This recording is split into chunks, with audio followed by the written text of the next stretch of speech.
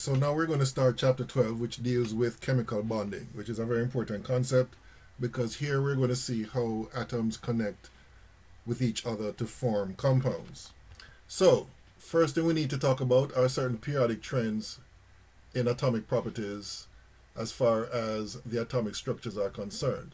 Now, the characteristics and properties and trends that the elements display are the basis of the periodic table's design, and these trends can allow us to allow the periodic table to basically predict properties and reactions for a wide variety of substance.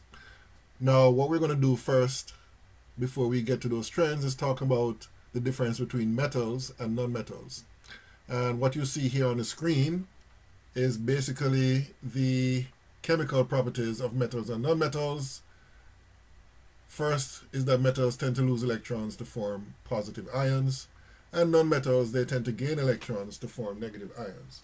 And when you have a metal reacting with a nonmetals, then what will happen is that you'll have an electron transfer from the metal to the nonmetal. Now, what you see listed here on this screen are the physical properties associated with metals. They tend to be lustrous, which means basically that they're shiny. They tend to be malleable, which means that they can be beaten into shape so that you can make, items like pots and pans and engineering parts out of them.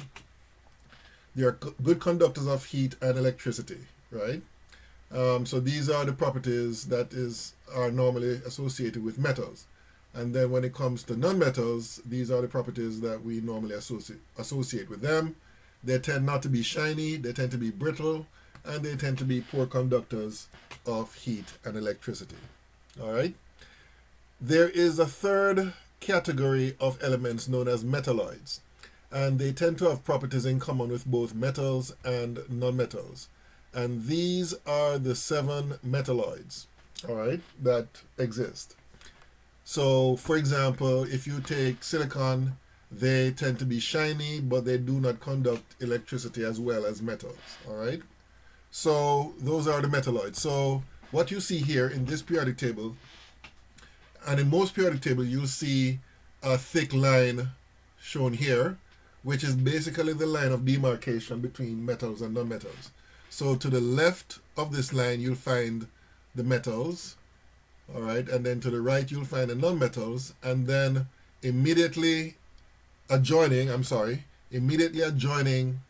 or adjacent, I should say, to the line of division between the metals and nonmetals, you'll find the metalloids. So here is boron, here is silicon, here's germanium, and so on. So you'll find the metalloids are located on either side directly of the line of demarcation. All right? Okay, so as I said before, we're going to look at certain trends, right, in the periodic table. And the first of them is the atomic radius, which is basically a measure of the size of the atom. And basically what you'll notice is a couple of things. One, if you look at going down a group, what you'll find is that the atomic radius increases, all right? And that makes sense if you think about it, because, for example, hydrogen is the smallest atom. It has only 1 electron. And then you have lithium, which has 3 electrons, 2 in the first shell and 1 in the second shell. So you'd expect that the second shell to be further away from the nucleus, and therefore the valence electron would be further away from the atom compared to the valence electron in the case of hydrogen. And you'd expect that trend to continue going down that group. And the same is true for basically all the group, right? All the groups, group 2A, 3A, and so on. All right, so that's one trend that you'll observe going down any group. The atomic radius increases for the atoms within that group. Okay, what about going left to right across a period? Well, what you'll find is that as you go from left to right across any period, the atomic sizes decreases. And the reason why that is because as you go from one element to the next, you're adding an electron to the same shell, but at the same time, the number of protons is increasing by 1. So basically, as you increase the number of protons by 1 from one element to the next, you're increasing the attractive force between the nucleus and the surrounding electrons, and therefore the electrons will be increasingly be pulled closer to the nucleus, and therefore the atomic size will decrease. All right, so that is the trend that you'll observe as you go from left to right of any period. You'll observe that the atomic size decreases. All right. So that's as far as the atomic size are concerned. Now, what about ionization energy? And what you'll find is that there's a correlation between the ionization energy and the atomic size when it comes to predicting the trend going across a period or down a group. But before we do that, we need to define what we mean by ionization energy. So what is ionization energy? So the ionization energy is basically the energy that is needed to remove an electron from a gaseous atom. So we're talking about, for example, if you're using sodium as an example, the reaction that the energy is needed to remove an electron is shown by this equation right here to form the sodium ion and the electron leaving. The energy required for that would be the ionization energy. All right.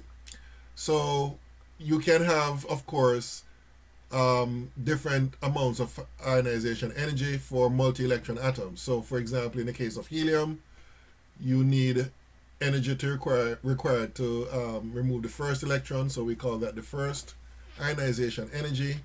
And then to remove the next electron, we need the second ionization energy.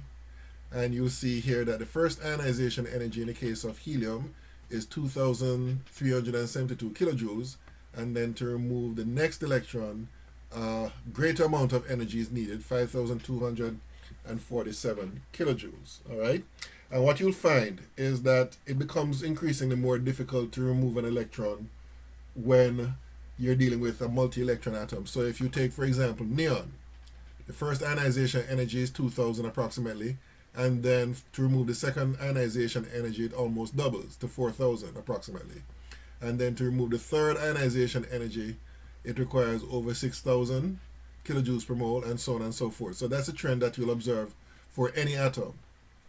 To remove the first electron, a certain amount of energy is needed. To remove the next one, the amount of energy needed is greater, and so on and so forth. All right? And if you think about it, it makes sense.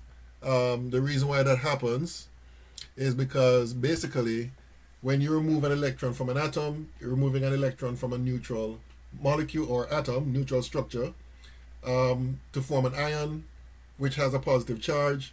And then if you want to remove the next electron, now you're removing something negative from something positive, and therefore it becomes more difficult to remove the next electron, and so on and so forth for the removal of the other electron. So that's the reason why it becomes more difficult to remove each electron each time.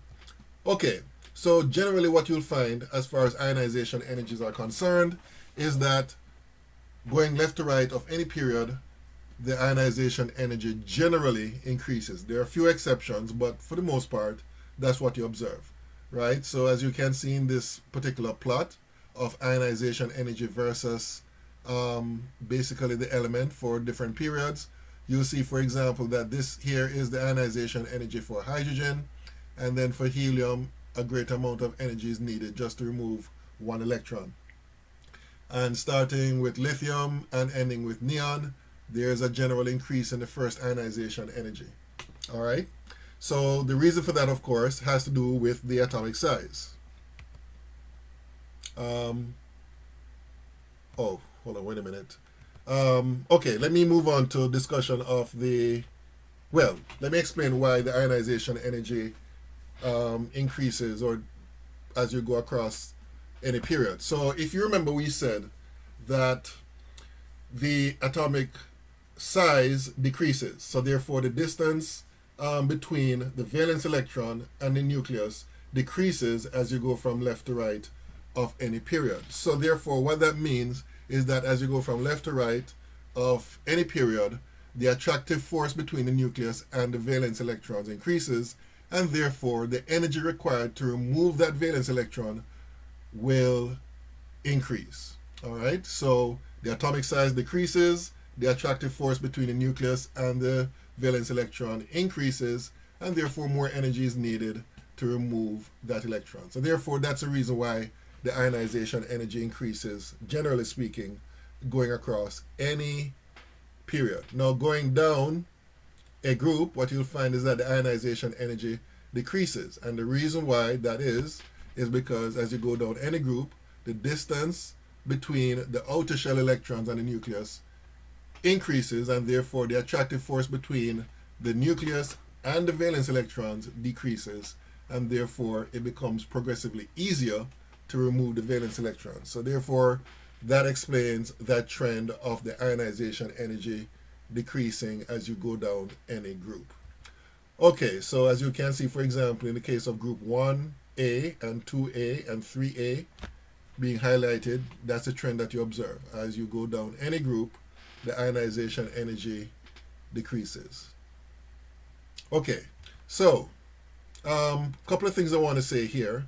What you'll find is that as far as ionization energies are concerned, metals tend to have low ionization energies compared to nonmetals. All right, so basically what that means is that metals will tend to lose electrons to form ions much easier compared to nonmetals. Okay, we're going to stop here for now, and then the next video will be dealing with Lewis structures of atoms and some other stuff. Okay, until next time.